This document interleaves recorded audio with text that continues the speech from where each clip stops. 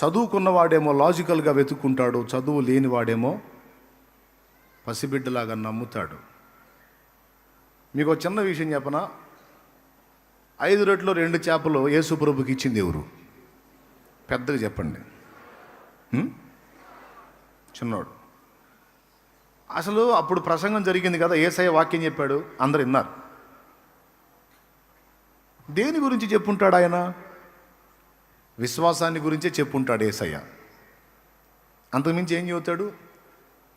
పరలోక రాజ్యం సమీపించింది, దేవుని రాజ్యం వచ్చేస్తుంది, మారు మనసు పొంది సువార్తను నమ్మండి, దేవుని యందు విశ్వాసం ఉంచండి అని ఖచ్చితంగా విశ్వాసాన్ని గురించి మాట్లాడుంటాడు. వేలాది మంది అక్కడ ఉన్నారు, అందరూ విన్నారు. నాకు ఒక మాట చెప్పండి, మీరు పసిబిడ్డ దగ్గర 5 రొట్టెలు 2 చేపలు ఉన్నప్పుడు కనీసం మిగిలిన వాళ్ళ దగ్గర కనీసం కొద్దిగా ఉండదా? పెద్దగా చెప్పాలి. కొద్ది గొప్పన ఉండవా వాళ్ళ దగ్గర?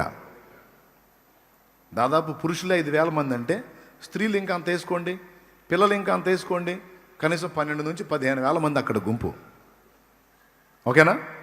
సరే, వాళ్ళు ఉన్నారో లేదో రాయబడలేదు, 5,000 పురుషులే అన్నారు అనుకో, అది పురుషులందరూ గ్యాదర్ అయినటువంటి కూటం అనుకుందాం, 5,000 మంది జెంట్సే అనుకుందాం. పిల్లోడి దగ్గర 5 రొట్టెలు 2 చేపలు ఉన్నప్పుడు మిగిలిన వాళ్ళ దగ్గర కనీసం 1 రొట్టెన్నా ఉండదా? 2 రొట్టెలన్నా ఉండవా? 4 చేపలన్నా ఉండవా? మీకు దండం పెడతా చెప్పండి. డౌట్ లేదుగా? మరి ఉంటే యేసు ప్రభు ఇచ్చిన పిలుపుకి పిల్లవాడు కదిలాడు, కానీ అంతమంది పెద్దోళ్ళు ఉండి ఒకడన్నా నా దగ్గర ఈ 4 చేపలు ఉన్నాయని రాలేదేందండి? నా దగ్గర ఈ 2 చేపలు ఉన్నాయి, లేదా ఈ 2 రొట్టెలు ఉన్నాయని రాలేదేంది? ఎస్, వాళ్ళు ఏమనుకున్నారు చెప్పనా? వాళ్ళ దగ్గర కనీసం 1 చేప అన్నా 1 రొట్టె అన్నా ఉండొచ్చు. కానీ వాళ్ళు ఏమనుకున్నారు తెలుసా? లాజికల్గా ఆలోచించారు. ఆంధ్రేయ ఆలోచిస్తాడు చూడు, అట్లా ఇంతమంది సమూహం ఉన్నారు, నా బొట్టలోనేమో 4 రొట్టెలు 8 చేపలు ఉన్నాయి, కానీ ఇంతమందికి సరిపో, ఆయన ఏదో పిలుస్తున్నాడులే, కానీ ఇవన్నీ ఏమోలు కొత్త ఇంతమందికి సరిపోలే అనుకుని ఆ బొట్ట ఓపెన్ చేసి కూడా మళ్ళీ బొట్ట మీద మూత పెట్టేసుకున్నారు. ఖచ్చితంగా అదే జరిగి ఉండాలి. లేకపోతే చిన్నోడు గదిలినప్పుడు అందరూ గదిలి రావాలిగా. అసలు చిన్నోడి కంటే ముందు అప్పటిదాకా వాక్యం విన్న పెద్దోళ్ళు కదలాలి కదా, కదల్లా. కారణం లాజిక్. ఇంతమంది ఉన్నారు, ఇంతమందికి నా దగ్గర ఉన్న 4 చేపలు 8 రొట్టెలు ఏ మూలక అనుకున్నారు. కానీ వాక్యం విన్న పెద్దోళ్ళే కాదు, వాక్యం విన్న పిల్లోడు కూడా ఉన్నాడు. ఆ వాక్యం విన్నంతసేపు వాడు జాగ్రత్తగా విన్నాడు, తిండి తిప్పలు మానుకొని కూడా విన్నాడు. వాడికి చాలా నచ్చినాయి యేసయ్య మాటలో, భలే ముచ్చట అనిపించినాయి. వినటమే కాదు, పసిబిడ్డ కాదు, యేసయ్య చెప్పిన మాట చేయగల సమర్థుడని ఆయన యందు విశ్వాసం ఉంచాడు కాబట్టే వాడి దగ్గర ఉన్న 5 రొట్టెలు 2 చేపలు తీసుకొచ్చి ఆంధ్రేయకు చూపించాడు. ఆయన ఏదో అడుగుతున్నాడు, వీళ్ళకి ఆహారం పెట్టమని, మా అమ్మ నాకు ఇచ్చింది, వచ్చేటప్పుడు తీసుకెళ్ళి తినరా అని. నేను ఆయన మాటల్లో పడి తినలేదు, తిందామని ఆ బుట్ట దగ్గరికి పోయాను, ఆయన పిలిచాడు, మీ దగ్గర ఆహారం ఉందా అని. మరి నా దగ్గర ఇవి ఉన్నాయి, ఆయనకి ఇస్తే పెడతాడుగా అందరికీ అన్నాడు. అప్పుడు ఆంధ్రే ఏమని ఉంటాడు? ఒరే పిల్లోడురా, నీకు తెలియదు ఏం లేదు, ఏ కొద్ది జనం అనుకుంటున్నావు ఏందిరా? ఈ 5 రొట్టెలు 2 చేపలు నీకు ఇచ్చిందిరా మేమ్మ, నీకే జాలవి, ఇంతమందికి ఎట సరిపోతారా అనుంటాడు ముందు. వాళ్ళిద్దరి సంభాషణ ఏం విన్నాడు? ఏమిటి అక్కడ అన్నాడు, ప్రభువా ఏం లేదులే, కానీ అడిగావు కదా ఏమైనా ఉందా అని, వీడి దగ్గర 5 రొట్టెలు 2 చేపలు ఉన్నాయి, కానీ ఇంతమంది సమూహానికి ఇవి ఏమాత్రం అని అన్నాడు. దా అన్నాడు యేసయ్య. చిన్నోడు ఆ బుట్ట తీసుకొని వచ్చాడు. మా అమ్మ ఇచ్చింది యేసయ్య 5 రొట్టెలు 2 చేపలు. యేసయ్య అన్నాడు వాడిని, రే ఇంతమంది సమూహాన్ని చూసావు కదా నాన్న, ఇట్లా ఎత్తుకుంటుందా అని వాడిని ఎత్తుకొని, చూడు ఎంతమంది జనం ఉన్నారు, నువ్వు ఇది తెచ్చావు, ఏ మూలకు వచ్చిందిరా ఇది అన్నాడా? ఇంతమందిలో విశ్వాసము గలవాడు ఎవడని చూస్తే ఆ చిన్నోడు వచ్చాడు బయటికి. అందరి దగ్గర ఉన్నాయి కానీ తెచ్చి ముందు పెట్టలే ఆయన ముందు. ఆ చిన్నోడు విశ్వాసాన్ని కనబరిచాడు. ఏమన్నా తెలుసా, ఇవి నేను ఆయనకి ఇస్తే వీటిని అవసరమైతే ఎంతమంది కడుపులు నింపటానికి ఆయన శక్తి గలవాడు. అది చేస్తాడో ఇంకొకటి చేస్తాడో ఏమైనా చేస్తాడు. ఆయన అడిగాడు, నేను ఇస్తా అంతే, నా దగ్గర ఉన్నదే ఇస్తా అని. నా దగ్గర లేని సమకూర్చి ఇస్తాను అనుకోలా, ఉన్నదే తీసుకెళ్ళి ముందు పెట్టాడు. యేసు ప్రభు కూడా మరి ఇంతమందికి ఇయ్యక్కడరా అనలా, వాడి విశ్వాసాన్ని చిన్నబుచ్చలా దగ్గర తీసుకొని, నానా ఎంత దానగుణంరా నీది. ఇది బైబిల్లో రియల్గా రాసుందా లేకపోతే ఏదో షోనా? ఇది చూపించినా కూడా కొంతమందికి డౌటే, ఏమో జరిగిందా ఏమో ఏమో ఏం తీసుకొని కొట్టాలో నాకు అర్థం కాదు వీళ్ళని. మళ్ళీ అంటే విశ్వాసనండి, విశ్వాసి తలకాయ నిండా తట్టడి అనుమానం పెట్టుకుని నువ్వు విశ్వాసం ఎట్టవుతావు, పిశాచి అవుతావు. దానికే డౌటు. ఇంకా చెప్పాలంటే పిశాచులు కూడా నమ్ముతాయంట దేవుడిని. మనకంటే అయ్యే నయం అనిపిస్తుంది ఒక్కోసారి. దయ్యములు కూడా దేవుడున్నాడని నమ్మి వణుకుచున్నవి అని ఉంది వాక్యం.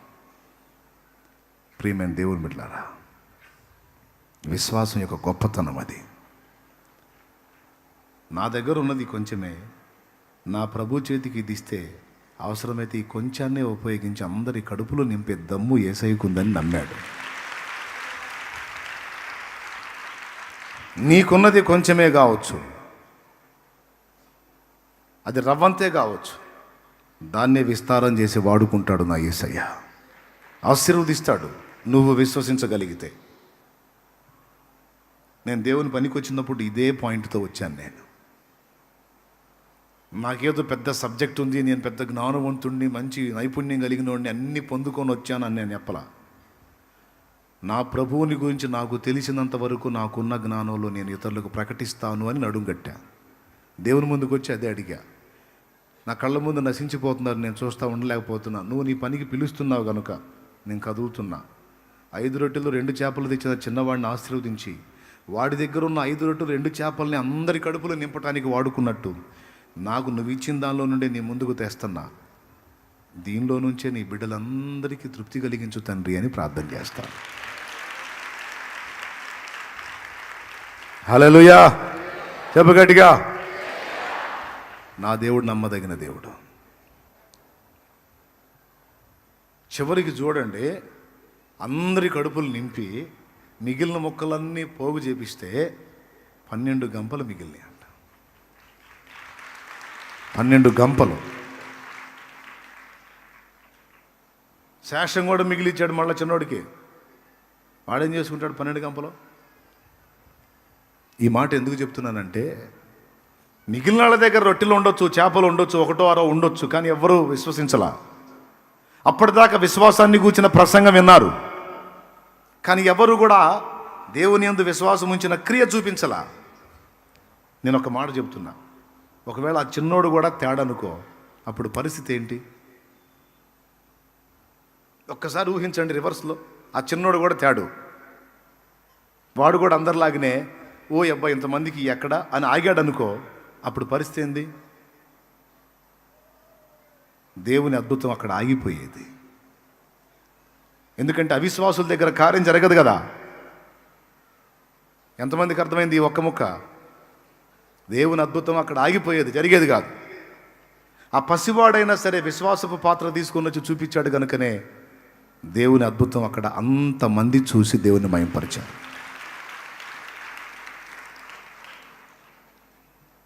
కాబట్టి నేను అందుకే చెబుతాను, చదువుకున్న జ్ఞానవంతుల కంటే చదువు లేనటువంటి మొరట మనుషుల దగ్గర దేవుని కార్యాలు చూస్తాం, పసి బిడ్డల దగ్గర కూడా దేవుని కార్యాలు చూస్తాం. వాళ్ళు ఖచ్చితంగా చెప్తారు తెలుసా, మమ్మీ ఎందుకు మమ్మీ ఏడుస్తున్నావు, రా ప్రార్థన చేద్దాందా, ఏసై చేస్తాడు అంటాడు వాడు. ఊరుకోరా, ఏసై చేసేది లేదు ఏం లేదు, ఊరుకోరా అంటే, ఏంటి మమ్మీ శాలేమన్ ఏం చెప్పాడు, మమ్మీ ఏం చెప్పాడు శాలేమన్, ప్రార్థన చేస్తే ఏసై చేస్తాడు రా నువ్వు అంటాడు. ఏవా అంటది. ఏమో ఇద్దరులు ఎవరు సోదరుళ్ళు? ఏమేమంటుంది? ఏపా సోది ఏంటో జరిగేది, ఆయన చెప్పాడు ఇది చెబుతాడు అంటుంది.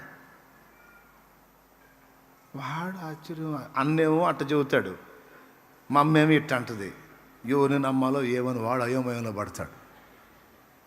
స్తోత్రం, హల్లెలూయా. సిగ్గు తెచ్చుకోవాలా, పెద్దోళ్ళైన వాళ్ళు సిగ్గు తెచ్చుకోవాలా. వాడు పసిబిడ్డ, వాడు నమ్ముతున్నాడు.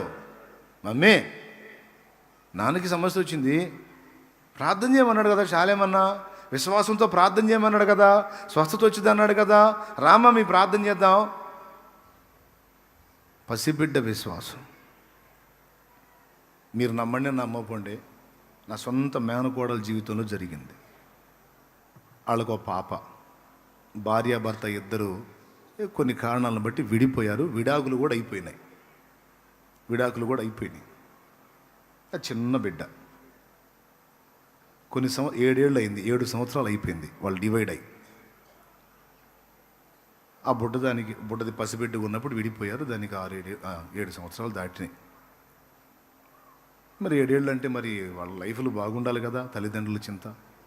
మరి ఆ పిల్ల జీవితం ఏంది మరి అన్నట్లుగా ఆలోచించి నన్ను కదిలిచ్చారు. మరి అమ్మాయికి మరి విడాకులు అయిపోయినాయి కదా, అమ్మాయి లైఫ్ ఏంది, వాళ్ళ కుమార్తె మా నోరాల సంగతి. నేను దాని దగ్గరికి పిలిచా, బుడ్డదాన్ని, వాళ్ళ అమ్మని కాదు కూతుర్ని పిలిచా. దగ్గరికి తీసుకొని, అమ్మా మీ నాన్న మిమ్మల్ని వదిలేశాడు, 7 సంవత్సరాలు అయిపోయింది, మిమ్మ ఒంటరిగతిగా ఉంది, నువ్వు పసిబిడ్డవి. మరి మిమ్మ జీవితం ఏంటమ్మా, మరి ఏదన్నా ఆలోచన చేద్దామా అన్నా. అంటే నేను ఇష్టపడి కాదు, దాని మైండ్ తెలుసుకోవాలని అడిగాను. నిజంగా దేవుడే దీనికి సాక్షి. అయితే ఆ చిన్నది నా దగ్గరికి వచ్చి కన్నీళ్లతో అన్నది, మేనగోడలు కూతురు అంటే నేను దానికి తాతనే, అక్క కూతురు అన్నమాట. తాతయ్య మా డాడీ వస్తాడు తాతయ్య అంది.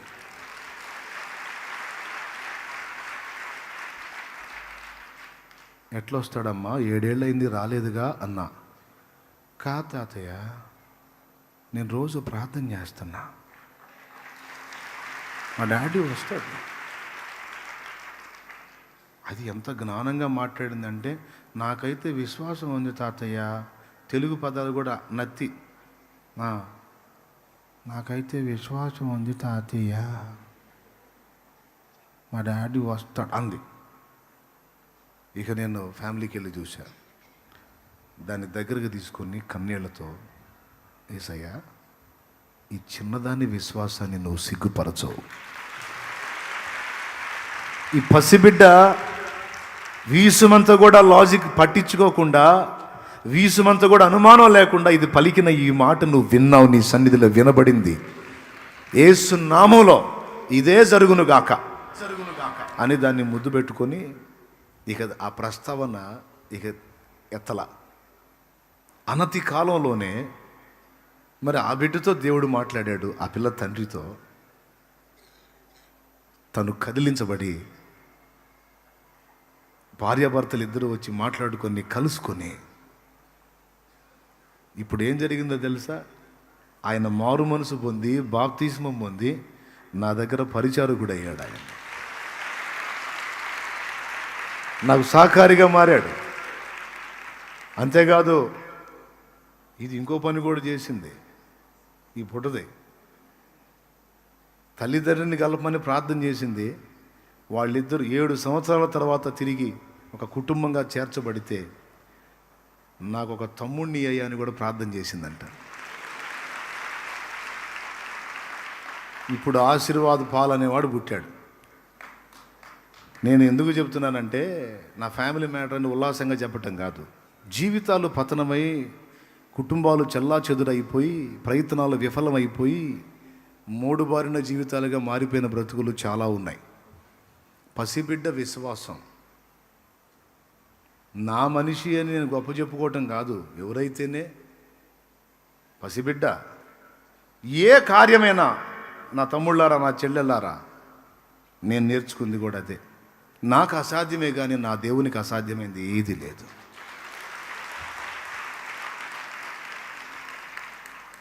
ఊళ్ళో కూటం పెడితే ఎవరన్నా వస్తారు కానీ 7-8 కిలోమీటర్ల అవతలికి పోయి ఆడో ఎడారిలో దేవులాడి పెడుతున్నాడు, ఎట్లా వస్తారా ఆడ అన్నారు. మన పరిచారకులు కూడా కొంతమందికి డౌటే. అన్న చర్చి దగ్గర పొలాల్లో అయితే బాగుంటుంది కానీ ఇంత దూరం ఏందో అనుకుంటేనే పరిచర్య చేశారు. తర్వాత ఇక బస్సులు, ట్రాక్టర్లు, లారీలు, టాటా ఏసీలు, కార్లు, జీపులు, బైకులు వస్తా వస్తా వస్తా పందిళ్ళన్నీ నిండిపోతే ఒకళ్ళు చూసుకుంటున్నారు. దేవుని ఇప్పుడు నేను నమ్ముతా అంతే, నేను నమ్ముతానండి. నేను సోది ప్రశ్నలు లేను దేవుణ్ణి. అట్ట జరిగిద్ది, ఇది ఎట్ట జరిగిద్ది, కష్టమేమో, ఈ డౌట్లే ఉండవు. అట్టంటోడు నా పక్కన ఉన్నా కూడా చిరాకు పుట్టిద్ది నాకు. తొందరగా ఈయన నా మధ్య నుంచి తీసే ప్రభు అని ప్రార్థన చేస్తా. ఇక్కడ నుంచి తీసే నాయన, ఈ దరిద్రం అయిపోయింది నాకు, ఈ సండుగుడు గొనుగుడు అని. ఎవరైనా సరే ఇది ఎట్ట జరిగింది, అట్ట జరిగింది, ఎట్ట జరిగిద్దని ఏదో పనికి మళ్ళీ అవిశ్వాసం మాటలు మాట్లాడితే చిరాకు నాకు. పోస్ అవుతాను అనుకుంటా. విశ్వాసాన్ని వృద్ధి పొందించే మాట ఉండాలి మన నోట. మనకు అసాధ్యమే కానీ మన ప్రభువుకు సాధ్యం కాందేమీ లేదో, ఏసై చేస్తాడంతే. వాళ్ళకెళ్ళి అంతే చూశాను నేను. మీకు డౌట్గా ఉంది కదా ఇక్కడికి ఎవరు వస్తారని చూడండి. ప్రస్తుతానికి మాత్రం మీరేం ప్రశ్నలు అడగొద్దు, మీరు పరిచర్య చేయండి, ఏసై మీకు చూపిస్తాడని చెప్పాను. ఈ సంవత్సరం ఇంకా పెంచి పందిళ్ళు వేస్తే మళ్ళీ డౌటు చూడండి అన్న. 3వ రోజుకి అది కూడా పట్టకుండా ఫుల్. మరి ఏం కార్యాలు ఇవన్నీ చెప్పండి. ఓ రాజకీయ నాయకుడు అంత మీటింగ్ పెట్టాలంటే కోట్లు ఖర్చు పెట్టాలా.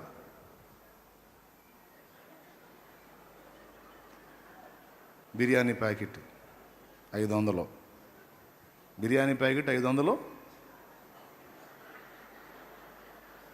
అవునా? మళ్ళీ వాడికి బస్సు, లారీ. అప్పుడు ఆ బిర్యానీ తిని దాగి లారీ ఎక్కి అప్పుడు వేస్తాడు కేకలు. దిగిన దాకా వేస్తాడు. దిగిన తర్వాత ఆప లారీ ఆప అంటాడు. ఏందిరా దిగింది, సరే తగలబెట్టండి వాడికి. మళ్ళీ కత్తి ఆపండి. ఏంటంటే ఆకలి అవుతుందంటే. నేనేం బిర్యానీ ఇచ్చానా? నేనేమన్నా ఎడారులోకి పరిగెత్తారు యేసు నామములో. హల్లెలూయా, హల్లెలూయా. ఆయన చేసే కార్యాలు ఆయన మాట్లాడితే జరిగిద్ది. ఈరోజు ఇంతమంది గ్యాదర్, మీ ఇంటికి వచ్చి నేను ఏమైనా పిలిచానా? మరి ఎందుకంటే హడావుడికి పరిగెత్తారు? ఆయన మాట్లాడాడు. నేను విశ్వాసంతో ప్రార్థన చేస్తా. ఈరోజు ఎవరితో మాట్లాడాలో, ఎవరిని కలుసుకోవాలో నువ్వే దర్శించు, తీసుకుంటా. నేను ప్రార్థించిన ఒక్కోసారి ప్రార్థన కూడా చేయకుండా అడ్డం పడతా. ఆయన నా బిడ్డలు ప్రార్థన చేస్తారు. వారి ప్రార్థన, నా ప్రార్థన, మీ ప్రార్థన ప్రతి ఆదివారం, శుక్రవారం విస్తారమైన ఆత్మలో. ప్రతి కార్యం అంతే.